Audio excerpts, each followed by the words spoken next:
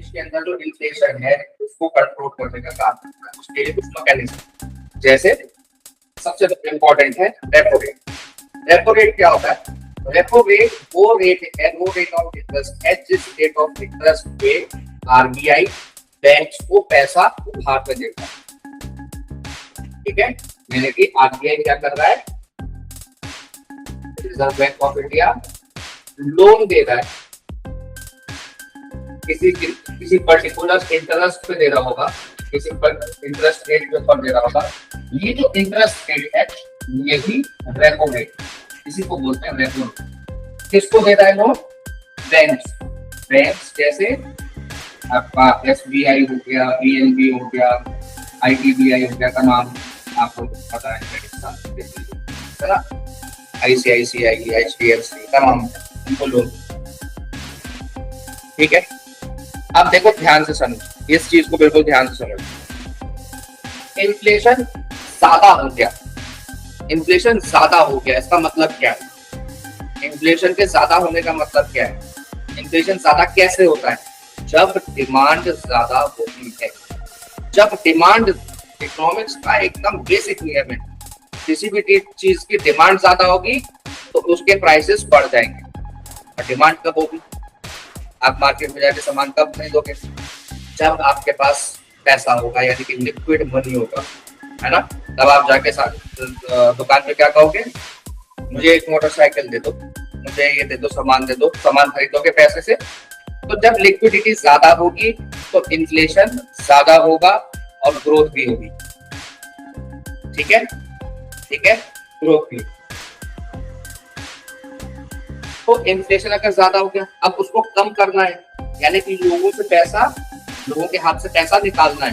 ज्यादा खर्चा कर रहे हैं, ज्यादा खर्चा कर रहे हैं, तो लोगों के हाथ से पैसा निकालने के लिए क्या करेगा? आरबीआई अपने इंटरेस्ट रेट को बढ़ा देगा, अपने रेपो रेट को बढ़ा देगा। अब जो आपको सस्ता लोन मिल जाता है एसबीआई से 5% पे, वो क्या 8%। अब आप क्या सोचोगे कि यार ये तो 8% बहुत ज्यादा है, तो अब मैं नहीं लेता, अभी नहीं लूंगा लोन। तो आप जब लोन नहीं लोगे तो खर्चा नहीं करोगे, खर्चा नहीं करोगे तो डिमांड नहीं होगी, डिमांड नहीं होगी तो क्या होगा? इन्फ्लेशन का। इसी तरीके से उल्टा, उल्टा कैसे? जब इन्फ्लेशन बहुत कम हो जाए, यानी कि ग्रोथ भी कम हो जाए, इन्फ्लेशन भी कम हो जाए, लोग डिमांड नहीं कर रहे, कंजम्पशन गिर गया, लोग मार्केट में जाके सामान नहीं खरीदेंगे, उनके पास पैसा नहीं है, तो क्या करेगी आरबीआई? आरबीआई यानी कि मॉनेटरी पॉलिसी कमेटी क्या करेगी? एमपीसी क्या करेगी? रेपो रेट को, आपको क्या देना है? तो आप उसको पैसा देना है, तो रेपो रेट को कम कर देगी, आपको सस्ता लोन मिलेगा। सस्ता लोन मिलेगा तो क्या करोगे आप? लोन लोगे, खर्चा करोगे, खर्चा करोगे तो डिमांड क्रिएट होगी, और डिमांड क्रिएट होगी तो प्राइस बढ़ जाएगा। ठीक है, सिंपल इकोनॉमिक्स है, बस थोड़ा सा टेक्निकल है। इसी के साथ एक होता है reverse repo. Reverse repo rate repo rate का उल्टा है। रिवर्स रेपो रेट क्या है? रिवर्स रेपो रेट वो रेट है जिस रेट पे एसबीआई या पीएनबी या तमाम बैंक जो भी है, आईडीबीआई, फलाना फलाना बैंक, ये बैंक क्या करेंगे? ये बैंक पैसा देंगे किसको? आरबीआई। आरबीआई को पैसा देंगे तो यहाँ पर इंटरेस्ट चार्ज करेंगे। ये जो इंटरेस्ट है ये है रिवर्स, रिवर्स है। लोगों के पास पैसा ज्यादा आ गया तो खर्चा करने लग गए, इन्फ्लेशन बढ़ गया, तो रिवर्स रेपो को क्या कर सकता है एफपीसी, मॉनेटरी पॉलिसी कमेटी क्या करेगा? लोगों से पैसा उसको निकालना है ना, लोगों से पैसा निकालना है तो क्या करेगा? अपना इंटरेस्ट रेट बढ़ा देगा, रिवर्स रेपो रेट बढ़ा देगा। रिवर्स रेपो रेट बढ़ाने से क्या होगा? एसबीआई सोचेगा यार ये किसी बिजनेस चले ना चले, लोन इंटरेस्ट भी कम मिल रहा है, इससे अच्छा मैं लोन किसको दे दूं? आरबीआई को दे दूं, वहां पे इंटरेस्ट भी ज्यादा मिल रहा है, सिक्योर्ड भी है। तो ऐसे में क्या होगा? मेरे पास पैसा कम हो जाएगा, यानी कि जो लोन देने वाली कैपेसिटी है, जो लोन देने वाला मनी रखा हुआ है वो कम हो जाएगा, और वो जब कम हो जाएगा तो लोन कम मिलेगा, लोन कम मिलेगा, मैं खर्चा कम करूंगा, खर्चा कम करूंगा, डिमांड कम करूंगा, डिमांड गिरेगी तो इन्फ्लेशन नीचे आ जाएगा। और इसी का उल्टा हम कर देंगे जब इन्फ्लेशन डाउन होगा। इन्फ्लेशन डाउन होगा तो क्या करेंगे? रिवर्स रेपो को कम कर देंगे, जिससे कि बैंक्स क्या करें? आरबीआई में जो रिजर्व रखा हुआ है उसको निकाल के ऋषि सर को लोन देगा, ऋषि सर को बिजनेस करवा है ना। ये होता है मैकेनिज्म रेपो रेट और रिवर्स रेपो रेट का। इसके अलावा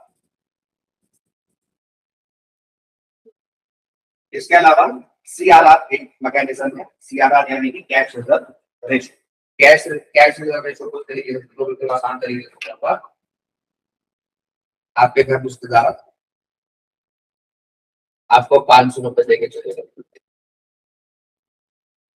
आपको 500 रुपए, मम्मी ने बोला कि इसमें से 100 रुपए खर्च करना, 100 रुपए तो तुम अपने पॉकेट में रखो खर्चा करने के लिए, 400 रुपए रिजर्व में डाल दो।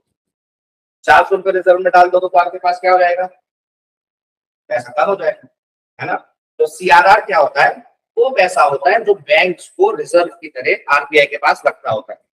अगर सीआरआर ज्यादा हो जाएगा तो बैंक के पास लिक्विडिटी कम हो जाएगी, लोन कम दे पाएगा, इन्फ्लेशन पे कैसा इफेक्ट पड़ेगा, इन्फ्लेशन को कम करेगा। सीआरआर जब कम होगा तो बैंक्स पैसा निकालेंगे आरबीआई से और लोन देंगे तो इन्फ्लेशन बढ़ेगा, ठीक है।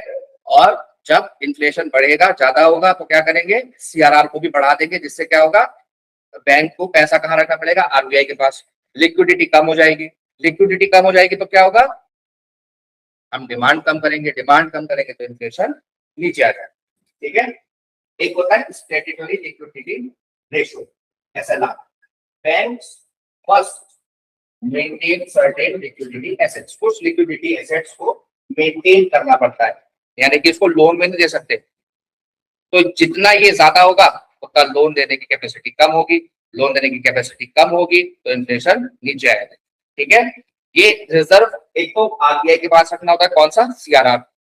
ये एक तो अपने पास रखना होता है, एसएलआर, ठीक है, ठीक है। लोन देने की कैपेसिटी कम हो जाएगी, और जब एसएलआर कम होगा तो लोन देने की कैपेसिटी ज्यादा होगी, इन्फ्लेशन ऊपर की तरफ ले जाएगा, ग्रोथ। एक और टर्म याद रखना, टर्म ये डायरेक्टली पूछी जा सकती है एग्जाम के अंदर, स्टैग्फ्लेशन।